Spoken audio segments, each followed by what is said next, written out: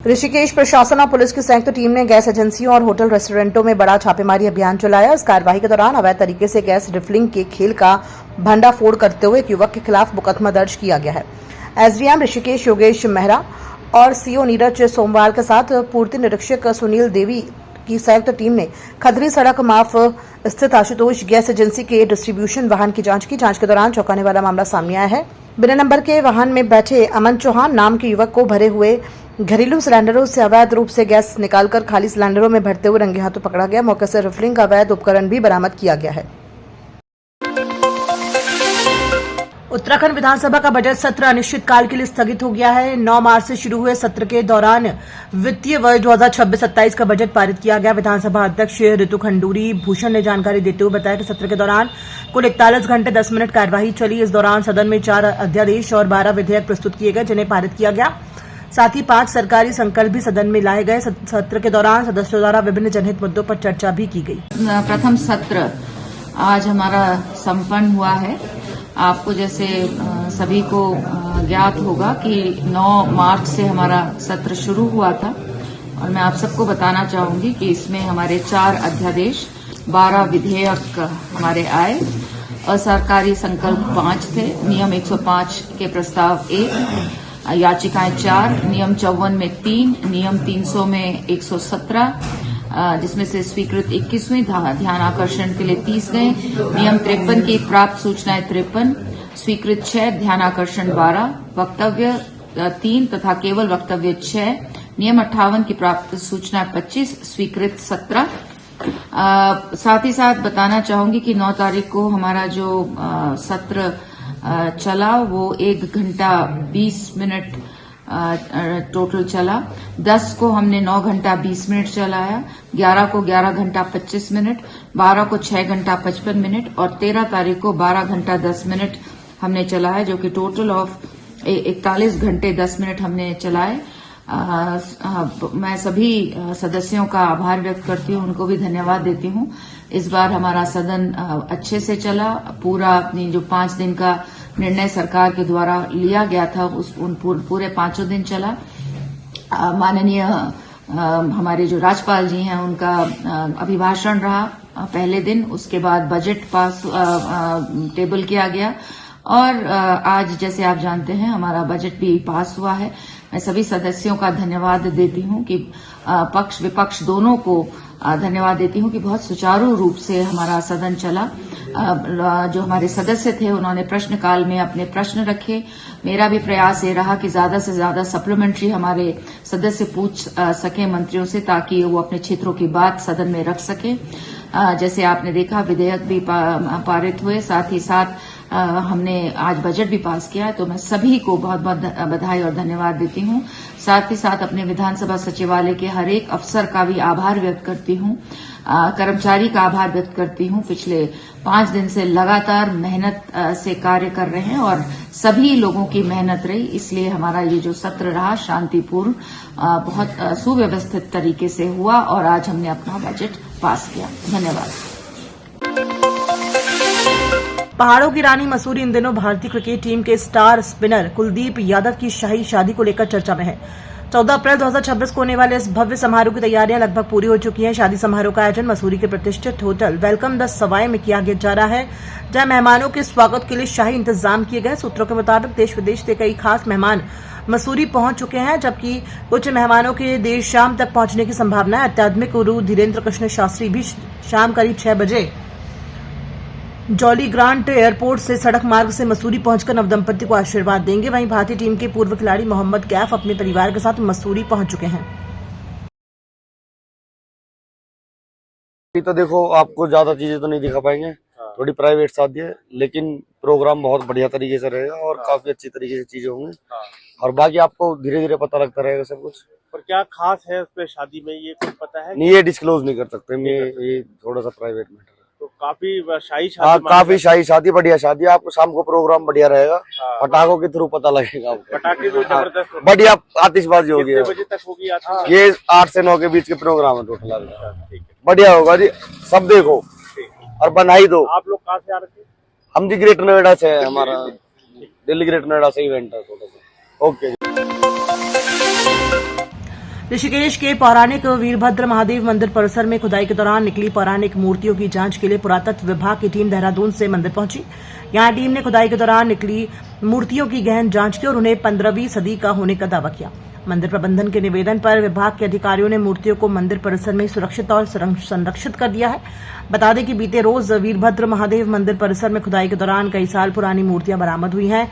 मंदिर प्रबंधन ने इन मूर्तियों को सुरक्षित रखने के बाद प्रशासन को जानकारी दी थी। हम डॉक्टर MC जोशी है, मैं सुपरिटेंडिंग आर्कियोलॉजी देहरादून सर्किल। कल सूचना मिली थी दिन में यहाँ पर कि कोई मूर्ति यहाँ पर निकली हुई है और उसी तारतम्य में आज हम लोग यहाँ आए। इसमें तो ये यहाँ पर जो स्थानीय जिनके उसमें अभी अंतर्गत में जमीन है, ये वहाँ पर एक पुराना प्राचीन ये शिवलिंग भी है और उसका जो स्ट्रक्चर वो मेडिवल पीरियड का है। तो उसके आसपास ये एक चबूतरा जैसा बनाने के दौरान ये कहते हैं कि ये मूर्ति निकली है, तो उसी को देखने हम आए थे। और ये भी साथ में सजेशन इनको दिया है कि भाई ये प्लेटफॉर्म अगर बना रहे हो तो भारतीय पुरातत्व सर्वेक्षण के जो संरक्षण सहायक हैं और जो आर्कियोलॉजिस्ट हैं उनके दिशा निर्देशन में प्रॉपर तरीके से आप उनको बनाओ।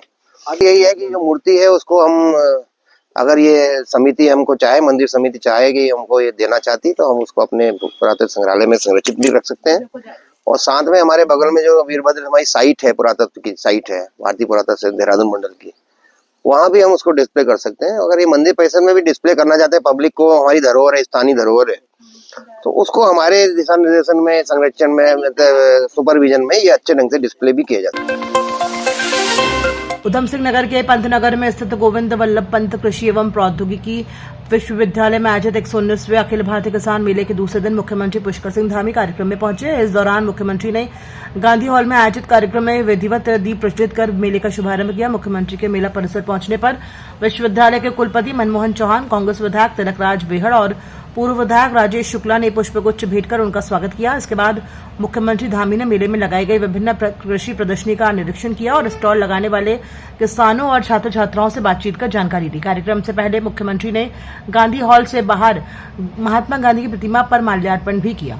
देखिए, पंतनगर का कृषि मेला अपने आप में एक बहुत महत्वपूर्ण मेला होता है, जिसमें पूरे देश के वैज्ञानिक भाग लेते हैं, हमारे छात्र भाग लेते हैं, अन्नदाता किसान भाई बहन लेते हैं, अनेक प्रकार के विशेषज्ञ अपने इस मेले में आते हैं। संगोष्ठी का भी आयोजन होता है, साथ ही अनेक प्रदर्शनियां यहाँ पर लगती हैं, जिस पे किसानों को एक अच्छा मंच यहाँ पर उपलब्ध होता है। और आज देश के अंदर आदरणीय प्रधानमंत्री नरेंद्र मोदी जी के नेतृत्व में लगातार किसानों के उन्नयन के लिए, उनको आगे बढ़ाने के लिए, प्रोत्साहित करने के लिए, अन्नदाताओं की आय को दुगना करने के लिए निरंतर कार्य हो रहा है। उनसे प्रेरणा लेकर हम राज्य के अंदर भी कृषि और बागवानी इसको प्रोत्साहित करने के लिए निरंतर कार्य कर रहे हैं। इस बार के सामान्य बजट में भी हमने काफ़ी सारा प्रावधान, चाहे वो मत्स्य पालन का क्षेत्र हो, कृषि का हो, बागवानी का हो, नई सेब नीति हो, कीवी नीति हो, ड्रैगन नीति हो या महक क्रांति हो,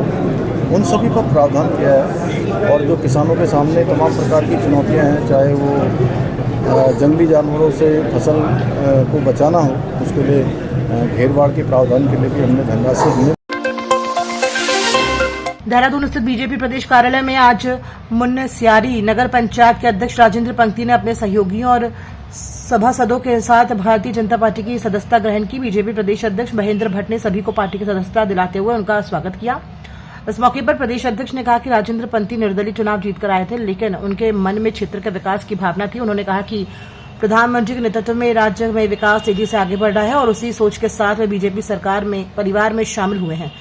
महेंद्र भट्ट ने कहा कि प्रदेश में लगातार बड़ी संख्या में नेतृत्व से प्रभावित होकर पार्टी से जुड़ रहे हैं। उन्होंने दावा किया कि साल 2027 के विधानसभा चुनाव में भारतीय जनता पार्टी रिकॉर्ड मतों से जीत दर्ज करेगी।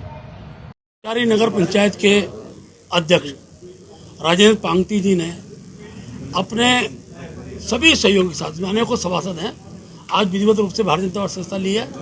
मैंने उनका परिवार में स्वागत किया है और उन्होंने भी इस बात को स्वीकार किया कि राज्य का विकास पुष्कर धामी जी के नेतृत्व में बहुत गतिशीलता से आगे बढ़ रहा है। वो निर्दलीय भले ही जीते थे, लेकिन हृदय में विकास था और उस विकास के भाव को ध्यान में रखते हुए आज विधिवत रूप से वो दल में आए हैं। ये क्रम हमारा लगातार चलता रहेगा।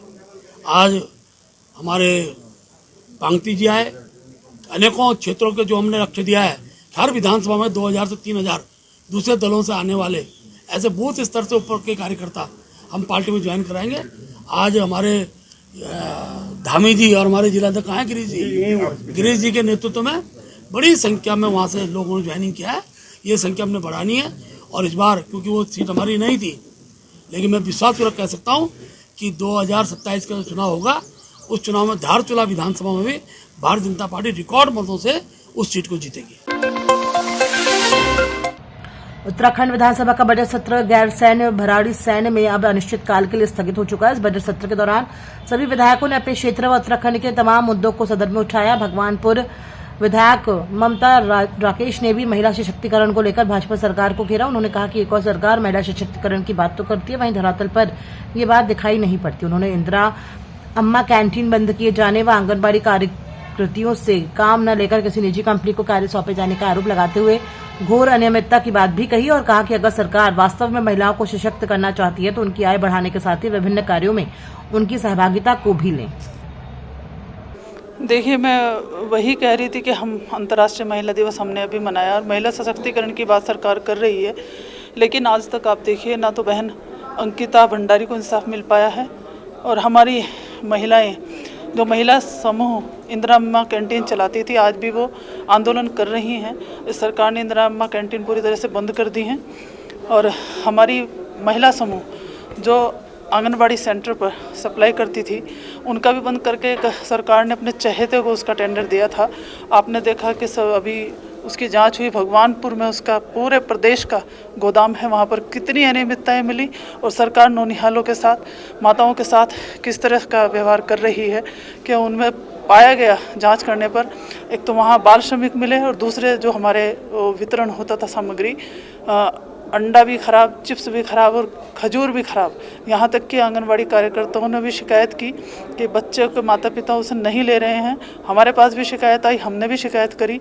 आप देखिए घोर अनियमितताएं मिली हैं। तो क्या सरकार उस कंपनी को ब्लैकलिस्ट करके दोबारा से हमारे स्वयं हेल्प महिला समूह जो स्वयं सहायता समूह है उन्हें फिर से वो काम देगी या उस अपने कंपनी वाले से टेंडर दे रखा था उस पर ही मेहरबान रहेगी? तो ये काफ़ी बातें हैं। आज भी आप देखिए हमारी भोजन माताएं जो बिल्कुल माता की तरह अपने बच्चों की तरह विद्यालयों में वो अपने बच्चों की तरह बच्चों को भोजन परोसती हैं, आज भी उनका मानदेय 3,000 रुपये है। तो किस तरह से उसमें गुजर बसर करती हैं?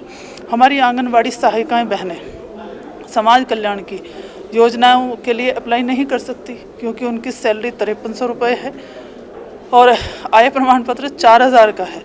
मैंने कई बार इस विषय को सदन में उठाया, अब भी इस विषय को उठाया कि आय प्रमाण पत्र 4,000 से बढ़ा करके 6,000 कर दिया जाना चाहिए। जब महिला बाल विकास में 6,000 का है, इसी तरह से समाज कल्याण में भी किया जाना चाहिए। तो ये सब बातें हैं जो महिलाओं के सशक्तिकरण की केवल सरकार बात करती है, उन्हें धरातल पर नहीं उतारती।